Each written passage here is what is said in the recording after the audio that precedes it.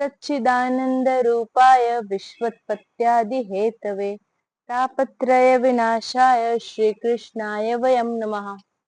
सच्चिदानंद रूपाय अर्थात जो सत्य के स्वरूप है, जो स्वयं सत्य है।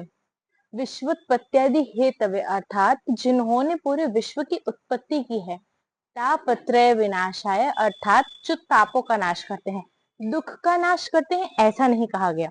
तो ताप और दुख में क्या अंतर है, तो इसको हम समझेंगे एक बहुत ही सुंदर दृष्टिकोण से। एक गुरु के दो शिष्य थे।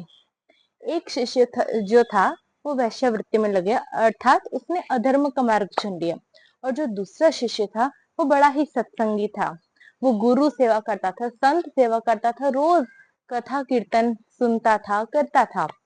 अब एक दिन जो अधर्म के मार्ग पर चला गया, वो शिष्य जा रहा था रास्ते से, और उसको उसी दिन रास्ते में एक सोने से भरी हुई पोटली मिली।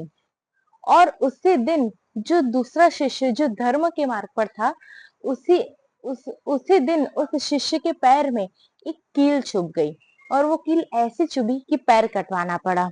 अब जो धर्मात्मा शिष्य था वो गुरु के पास गया, कहता है कि मैं तो इतने अच्छे मार्ग पर हूँ, फिर भी भगवान ने ऐसा किया।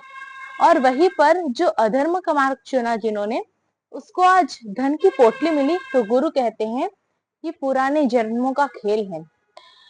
वो शिष्य जो अधर्म के मार्ग पर था, आज के दिन वो राजा बनने वाला था, किंतु उसने अधर्म का मार्ग चुना, इसलिए उसे एक पोटली से संतोष करना पड़ा।